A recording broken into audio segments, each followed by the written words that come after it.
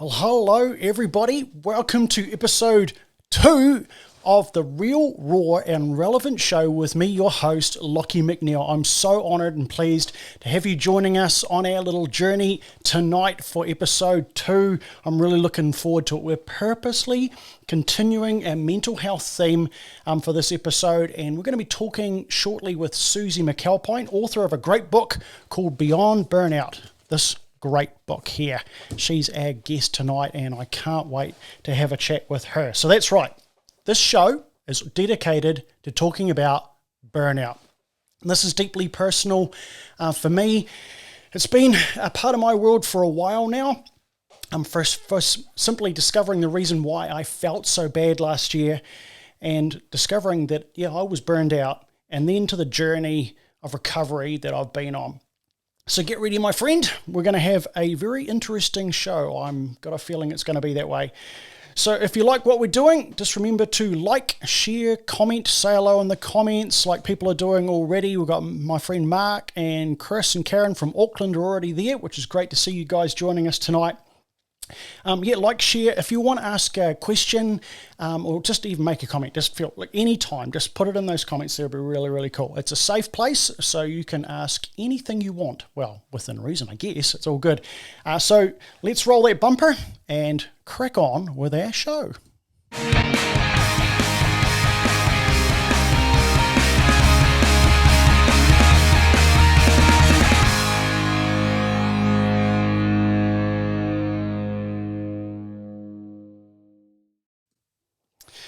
Well, in August 2021, my world changed. It actually completely changed. I discovered that I was burned out, and there's so many factors involved in how I got to that place. And so for 11 years, essentially, I'd so passionately done all I could to build an organization. I could say I sacrificed my life on that altar. I wanted it to happen, to thrive, to grow, to do really, really well. And I didn't take breaks. I didn't really take holidays. I'd take the occasional short break or a day off every now and again. And to my shame, when I stopped, I'd accumulated something like 43 weeks of annual leave and a sabbatical that I never ever took in the entire time I was doing that role. And I told myself again and again, if I just worked really hard, I could make it happen. That if I stopped, maybe it wouldn't work. And so I just pushed and pushed and pushed. I worked harder, and I didn't stop because I wanted it all to happen for me. And it did happen for me. I actually just burnt myself out. And while I've been aware of the term most of my adult life, I don't think that I really took it that seriously. In fact, I probably joked more about it than anything else. That if I got burned out, I'd say, who cares? Burning out is really, really cool. Actually, Queen, the band Queen, they wrote a song for a movie called The Highlander. So I like Scottish movies. And they had this phrase in the song, better to burn out than to fade away. And there's another band that I like from the 80s when we all had hair and we liked to rock, called Def Leppard. They wrote a song called Rock of Ages. And it starts out with this weird kind of funny other language. I haven't even worked out what the language is. Some of you will know the song. And the singer starts off, he goes, all right, I got something to say. Yeah, it's better to burn out than to fade away. And I lived like that. I thought if I just worked really hard, who cares if I burn out? Doesn't matter. It's better than being lazy and not achieving anything in my life. So tonight, it's all about being real, raw, and relevant on this topic. And yes, I'm on the road to recovery, but to be honest, it's actually not been that easy. It's taking way longer than I possibly thought, but I'm actually getting there. I feel better than I did a little while ago. So tonight, we're super honored to have an expert in this field to join us. Suzi McAlpine is going to be with me real soon, talking about her journey, her book, and to help us deal with burnout.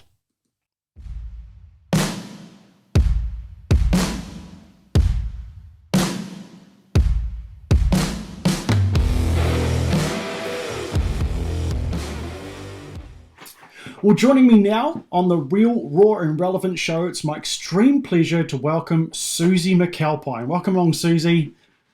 Hi, Lockie. It's lovely to be here talking to you today. So thanks very much for having me on your show.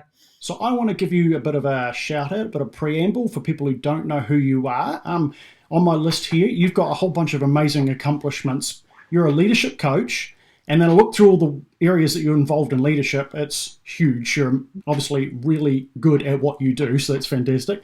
You're an award-winning blogger, and the reason why we're talking to you today is this book right here, Beyond Burnout by Suzi McAlpine. What a great book. Look at that, bright and yellow. That stands out on the bookshelf.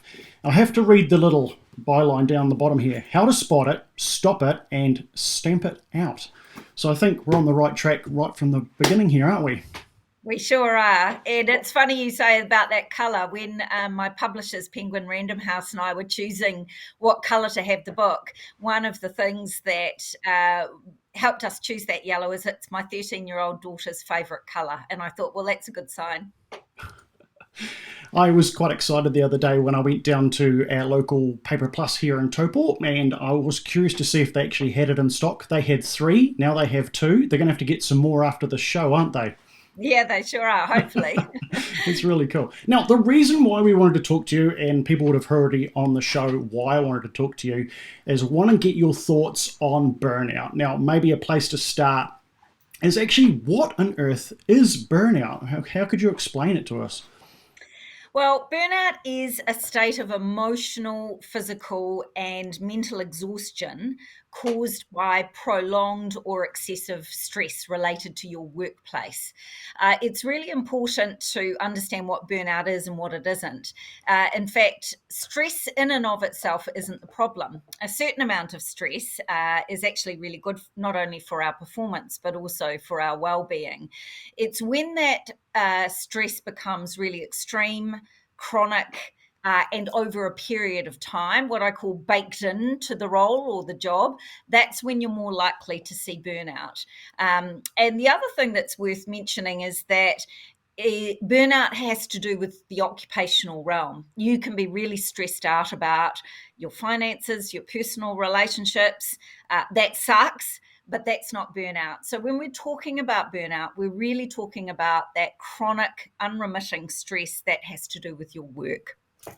Right now, hopefully this is okay asking this next question, but you're not someone who's writing about burnout because it's some abstract, out of the way thing from your life. Are you okay with explaining to everybody how this book even began? Can you tell the Yeah. backstory for us if that's okay? Well, it was a sort of a combination of 3 things, Lockie. My role as an executive coach and earlier in my career in executive search gave me a front row seat to a lot of burnt out executives and leaders. But the first time I came up close and personal with this concept of burnout beyond something that was sort of an intellectual idea was back in 2008. I had recently returned to lead a division of the world's largest executive search and HR consulting firm through the global financial crisis. And I'd come back early from parental leave with my 3rd child.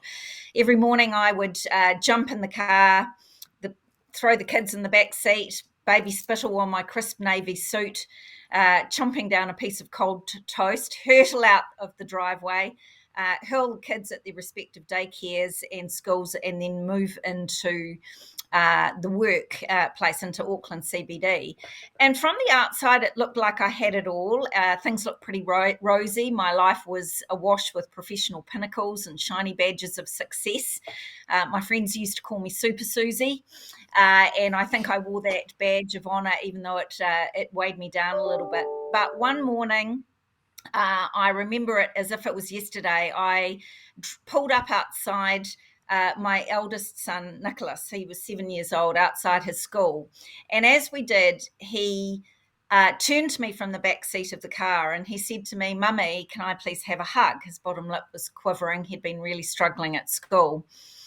But in that moment, my mind was racing about the presentation I had to give in a few moments at work. And I replied in a stressed, rushed out tone, "No, I don't have time." And I shoved him and his little backpack onto the pavement and I drove off. And the look in his eyes in the rear vision mirror still haunts me all these years later. Needless to say, a few minutes later, I was on the side of the road, and it was as if in tears, wondering what had happened to me, that I was so emotionally distant that I didn't have the capacity to reach out and hug my son. What I didn't realize at the time, Lockie, was that I was experiencing one of the key symptoms or red flags of burnout, and that is a depersonalization, or a sort of a cynicism. And there were many years to go from that, but it really led me to start to write this book many years later. But that was the beginning of the journey, because I had experienced burnout myself. And that's so important, isn't it? Because people can talk about topics like this that are so deeply personal to us. The people that we want to listen to the most are the people who actually understand. They've been on that journey, overused phrase, themselves. They get where you're coming from, isn't it? Yeah, and I think certainly having experienced burnout, it has really helped me with my executive coaching and leadership work. But one of the things that sort of annoyed me a little bit at first when I started researching the book 4 years ago was that the internet was awash with articles about burnout targeted to the individual. What to do to prevent it, what to do to stop it and recover. And at first that kind of annoyed me a little bit, and I wasn't sure why.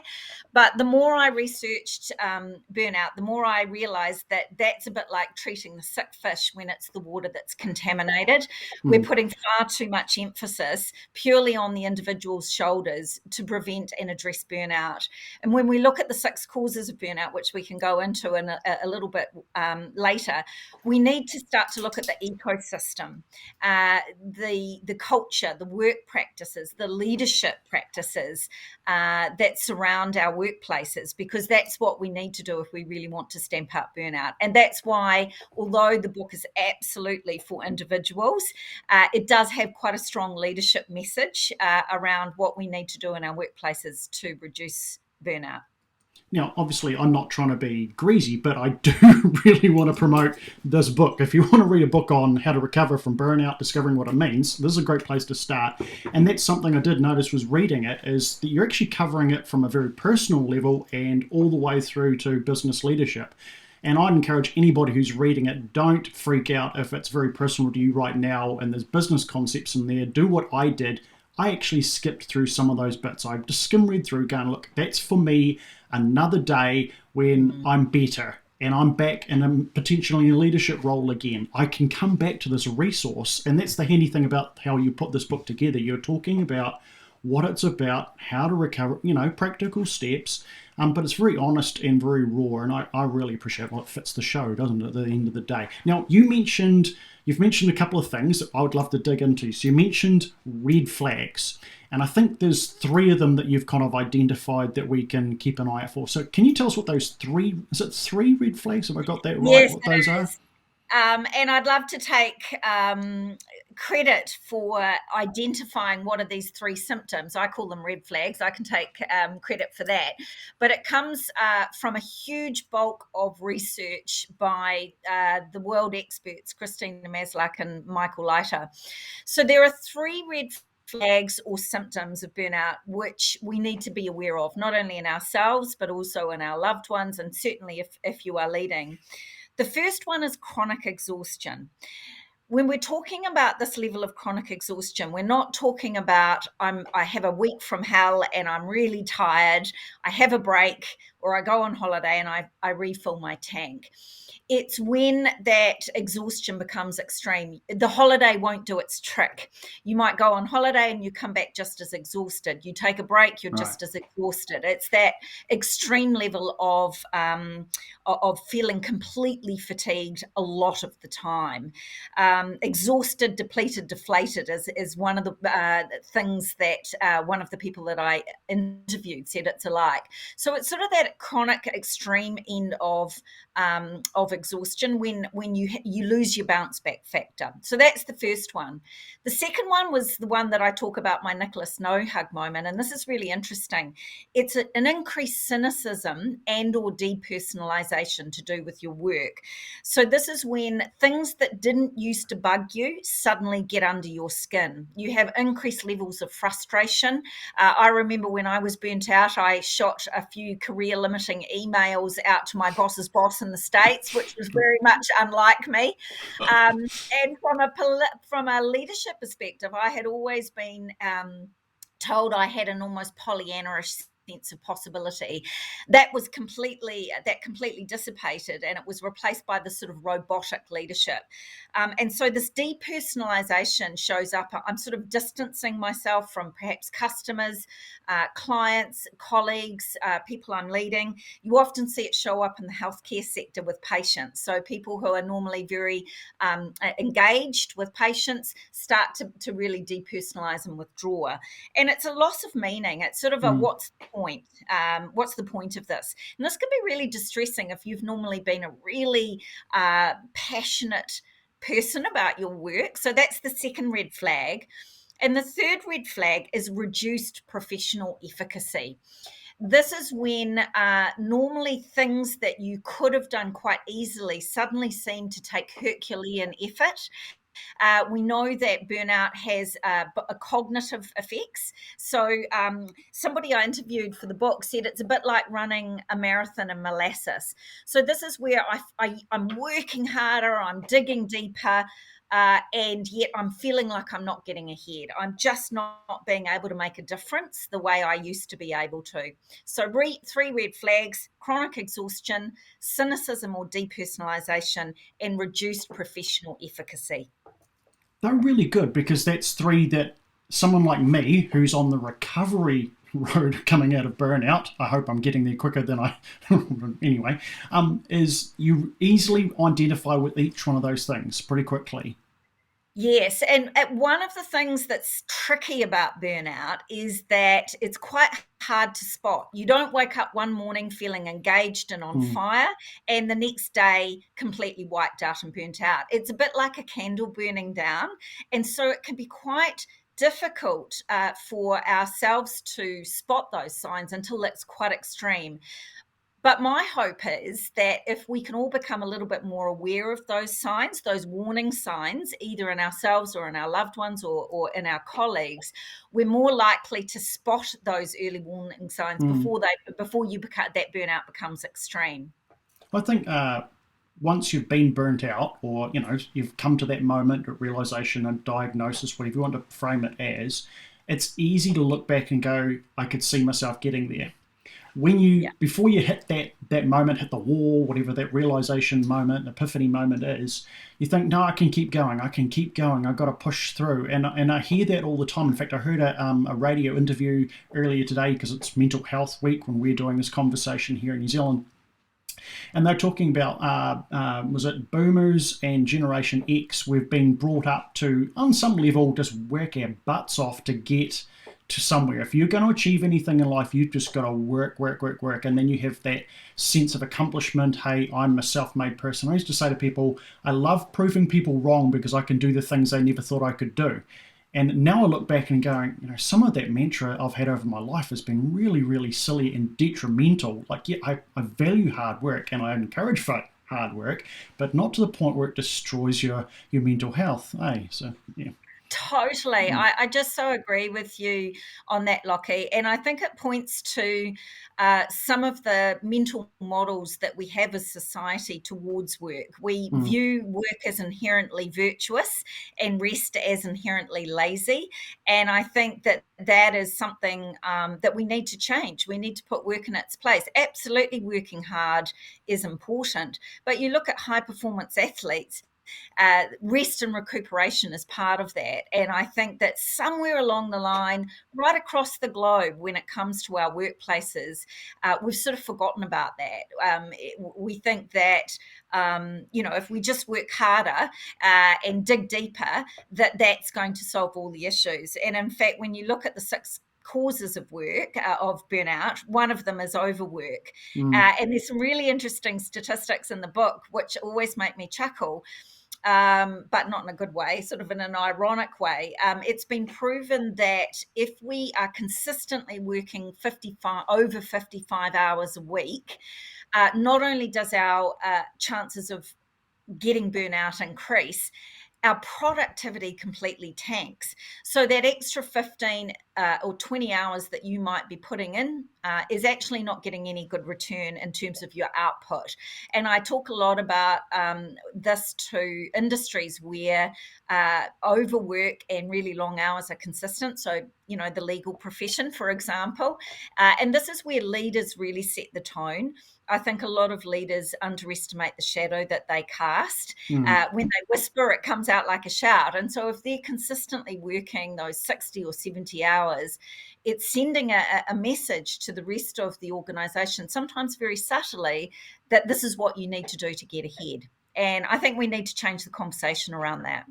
100%. And it leads into that whole idea as well, and you hint about it in the book as well, about personality types. Are there certain people who are predisposed to things like burnout, which is obviously a very specific mental health issue, but do you think that personality type, the A-type personality that people seem to trot out, but there's no real easy definition of what an A-type personality is, has that got an influence on this? Well, this is where I get on my soapbox, and what was really compelling in the research, is that organisational and environmental factors are by far the biggest lever as to whether people are going to experience burnout, by a long shot. So there are small tendencies or certain personality traits who are slightly more disposed to experiencing burnout. So if you are a type A personality versus type B, you have a slightly higher chance of developing burnout. Certainly if you have perfectionistic tendencies. But one of the things that really struck me about the research is one of the myths is that if you experience burnout, you're somehow mentally weak. Just take a teaspoon of cement and harden up, or that you are a poor performer, when in fact the research shows unequivocally that that's not the case. In fact, your highest performers, your most passionate and dedicated employees can be actually at highest risk. So whilst there are really small differences which may make personality differences that may make you more predisposed, overwhelmingly it's the environment, it's that water that the sick fish is in that is most likely to have the biggest levers, which is one of the things that I talk about. There are different professions though, however, which are that feature in burnout statistics, and not in a good way. For example, the teaching profession, the healthcare profession, no surprises there, the legal profession, the caregiving, so human services, and I know that that's been your experience, Lockie, when you are having to give more of yourself, certainly emergency service workers. So there are certain industries and professions which are much more likely to experience burnout than others. Now, the phrase is obviously a lot more prevalent in conversations now, which is really, really good. And that's, again, why I wanted, because it's personal to me, want to talk to you about it as someone who's done a lot of research in this area. And again, a reason why I recommend this book is because you reference the research that's been done. You're not someone who's had that burnout realization moment and thought, hey, I'm going to write a book about my recovery and it's going to be cathartic and I'm going to tell everybody what I think. You've actually gone and done the research. So that's why I'm really happy promoting the book, because I know you backed it up with some study. And so I wanted just to dig into two little things that I really liked near the beginning of the book that really struck me early on, because this was the first bit of study I'd done in all seriousness after I discovered I was burnt out. And I thought, well, Beyond Burnout sounds like some hope in there that I could get better. One of the things you said, and I quote, burnout at work isn't about exhaustion, it's also about loneliness.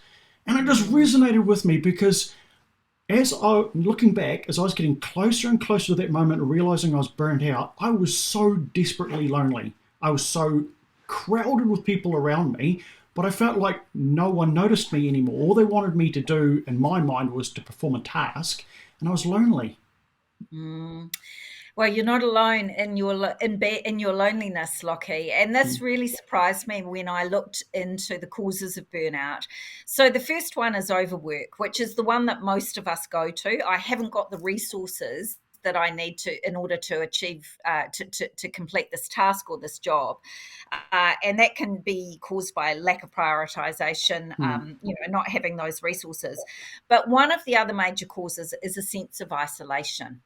And unfortunately, across the globe, particularly in Western societies, we're feeling more isolated at work than we ever have before. What causes a sense of isolation? There are a number of things that can lead to this loneliness or sense of isolation at work. One of them is a lack of psychological safety or trust in the team that you are part of. But it can be due to feeling ostracized. It can be microaggressions due to gender or race. It can be excessive politics and Mm. bullying. All of these things can contribute.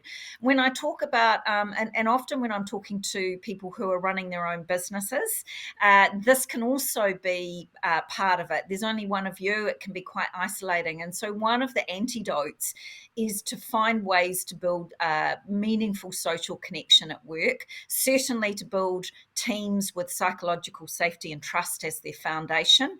But yeah, and there were actually three other or four other causes. So one was a lack of control. So us not feeling like we have a sense of control over the work that we are doing. That's a cause of burnout. Hmm. An absence of fairness.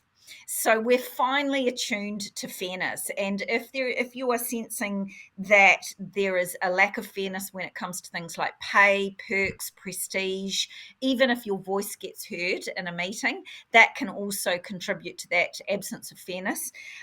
Insufficient reward. Now, often people think I'm not getting paid enough for what I'm putting in for this job. And an insufficient reward can absolutely talk to that, but it can also be intrinsic reward. Does my boss or do my peers tell me that I'm valued? Do I feel valued at work? So something as simple as saying, thank you so much for whatever you did yesterday, it meant this, Mm. can be a way that we can overcome that. And the final cause is a values conflict or a mismatch between your own personal values and that of the organization that you're working with. And I think one of the things that I often say to people if they're experiencing burnout, and we can talk a little bit more about what you should do if you think you're on the burnout on ramp. But I think knowing those 6 causes of burnout and then getting curious about which one of those may be at play with me, because they might be, it may be 2 or 3 of those that are really prevalent that might be causing the issues. We need to get curious about the root causes. And of course, if you have all of those 6 causes happening, it's a perfect burnout storm. Now, you keep doing great segues into the next thing without me even needing. You could interview yourself, you know what you're talking about. So, you talk about this burnout on ramp. Now, obviously, burnout is an accumulation over a whole lot of time. And so, the couple of things I'd love to explore there is what you're meaning by that. And then this whole thing about what other people might notice about you. Is that okay? So, how about you explain this on ramp concept for us and then we'll launch into that part? So, as I mentioned earlier, it doesn't happen overnight. You don't Mm. wake up one morning burnt out. However, there are some stages that, and they're not linear, but that you can identify that you may be experiencing burnout. And they're in the book. There's actually in one of the appendices the stages. So I might just I don't know them off by heart, so I'm just going to go into them a little bit. But some of the warning signs, in fact, one of the first stages is almost a hyperactivity. It's almost an increased level of enthusiasm, a hyper focus or a hyper vigilance, Hmm. a reluctance to take time off. I can't go away. I can't take any time off because there's too much to come back to.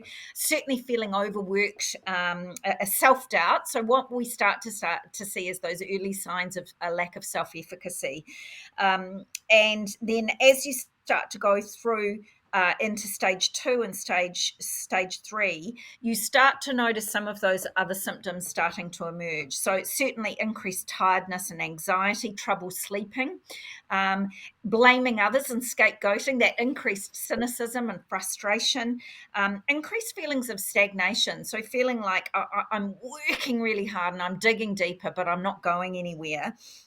And right the way through, I won't go into all of them, but when it becomes extreme, you start to get a real withdrawal and giving up. And although depression and burnout are two distinct constructs, if burnout is left unchecked and it becomes extreme, it can lead to depression. So you almost have a checking out and a numbness when it becomes extreme.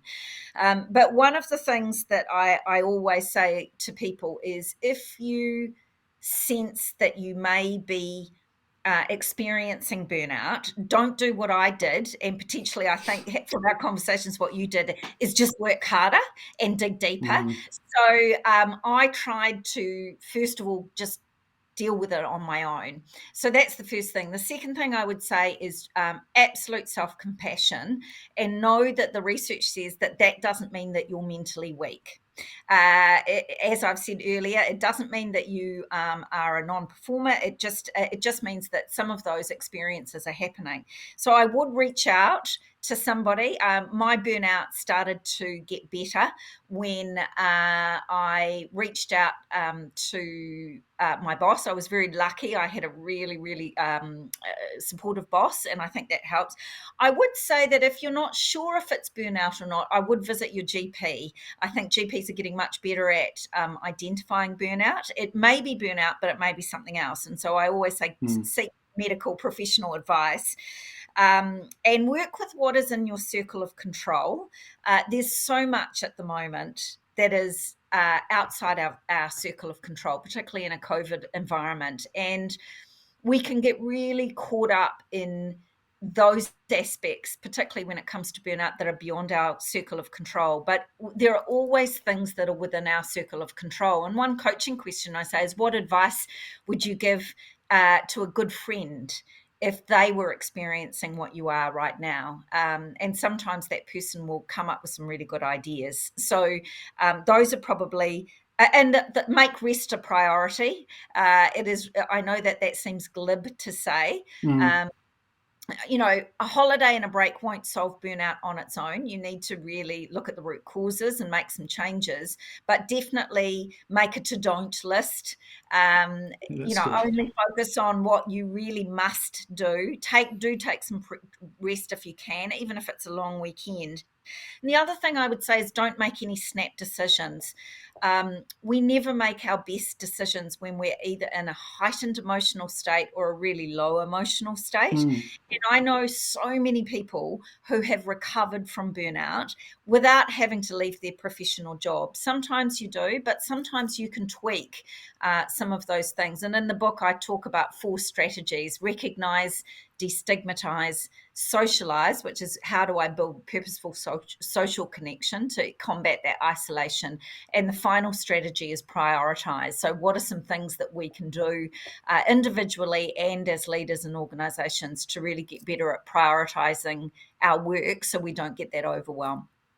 So we've talked about ways of identifying whether you're burnt out, and I'm going to share in a bit of a wrap up after we've had our interview here about a little bit of a story about how I actually really did discover that I was burnt out, because I'm guilty. I have this funny guilty feeling every time you're reading out one of those or mentioning every one of those warning signs, the red flags, all that stuff.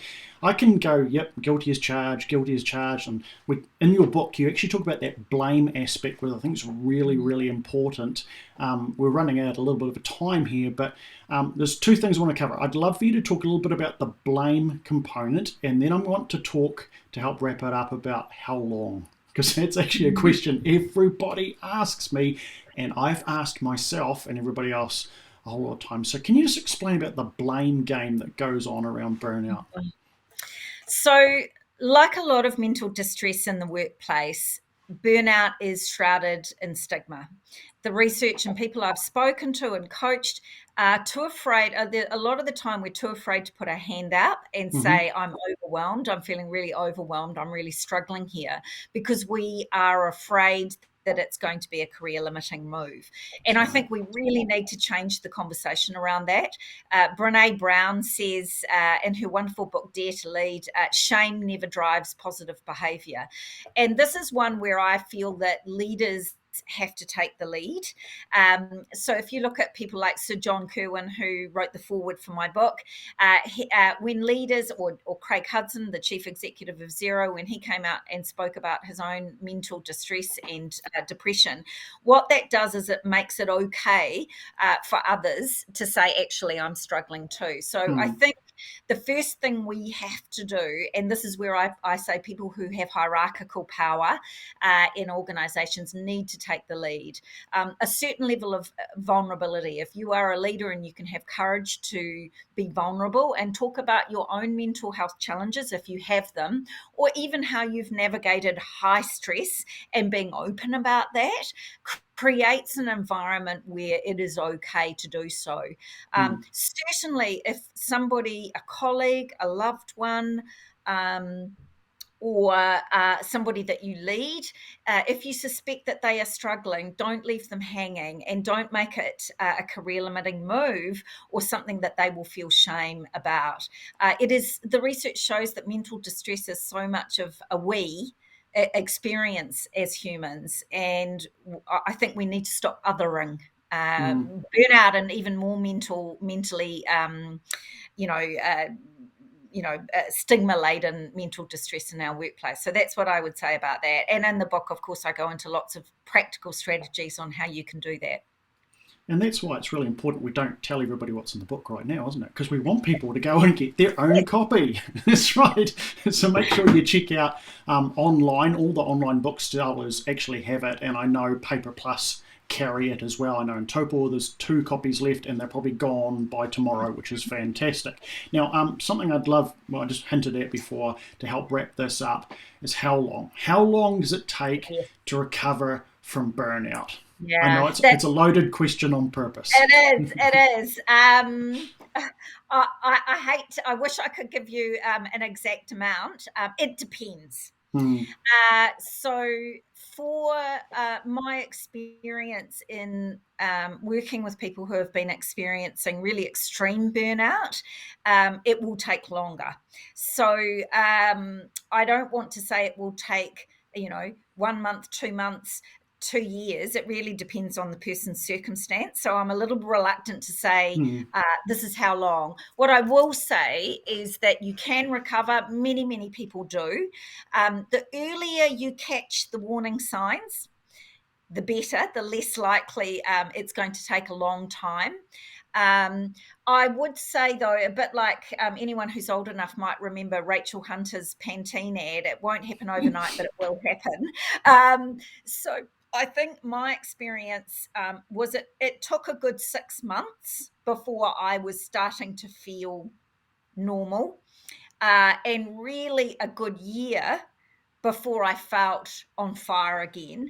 And I would like to say that it was something I experienced once and put to bed. It's been a bit of a circular relationship with me. I've experienced, but what I've learned this time is I pick up the warning signs earlier, and I've put in place some really good practices, personal practices, which have allowed me to avoid it.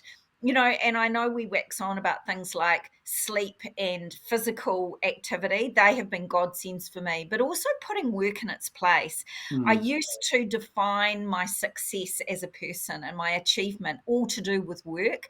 And my wheel of life is a bit more balanced now. And the irony is that I work less than I did back then, but I'm having more impact. And so I think putting work in its place has also helped. So that's... I think it depends, but hold on to hope. If any of your people who are listening or watching this think, oh God, I'm burnt out, reach out. I know that seems glib, but don't try and do it on your own, even if it's to a mentor, to someone who you trust and respect, to your GP, and take some steps that I outline in the book, because you can and do recover. And that's really a good place for us to start wrapping this all up on. Someone actually wiser than me, I'm quite happy to admit that these days. It was once upon a time I wanted to be the wisest guy in the room. But I asked that question of how long does it take to recover? And they said sometimes it takes possibly as long as it's taken you to get yourself into this situation.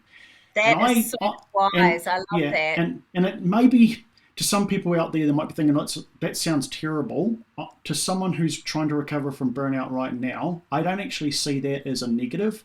I see that as a positive. I'm not sitting here that after, because it's been a year, just over a year now, since our world kind of completely fell on its head or flipped over or whatever it was. And while I do not feel like I'm anyway back to the capacity that I was, I'm actually somehow scared to get back to the capacity I was. I do not want to go back and make these same mistakes all over again. I'm not trying to put it all on me, but I need to learn from this, and it's going to take some time to get it right and get that capacity and balance and all those phrases we throw around this back into my life. And so books like what you've done and the journey that you've been on and openly explain about, it's such a godsend. And I so appreciate, number one, your book, and now you actually talking with us today. It's such an honor to have you on the show. Well, Lockie, I just love that we've had a few conversations about your own burnout experience, and I just want to say bravo to you, because the more we can be open about it, I feel that it's so wonderful that you are open and that you're speaking about your own burnout experience, because the more of us that can talk about it and make it an okay thing, we can have more conversations about it, the more we can learn about it. My hope is that we don't have it at one day. I'm back to my Pollyanna-ish sense of possibility, but I believe that we can make workplaces places where people as well as profits thrive. And I think that we can do that. So look, it's been my honor. Thank you so much. I've just so enjoyed not only this, but talking to you in the lead up. I think your podcast is wonderful. I'm going to be shouting about it for the rooftops. So go you, and I'm looking forward to hearing some of your wonderful guests in the future as well. So thank you. Well, thank you, Suzi McAlpine. You are amazing, and I don't mind saying that because you've done a great job, and I love what you've done. So if you're out there and you're wanting a next step, maybe your next step, talk to some people. Look at that. There's books going everywhere. You need to grab your own copy of it. I will be honest and say I didn't buy a paper copy first. I bought a digital copy because I'm Scottish by nature and I wanted the cheapest version I could get so I could find out whether it was a good book. Now I'm totally happy spending the money. So thank you so much, Suzi. All the best with what you're doing, and thank you for sharing your thoughts and help with the world. Thanks so much, Lockie.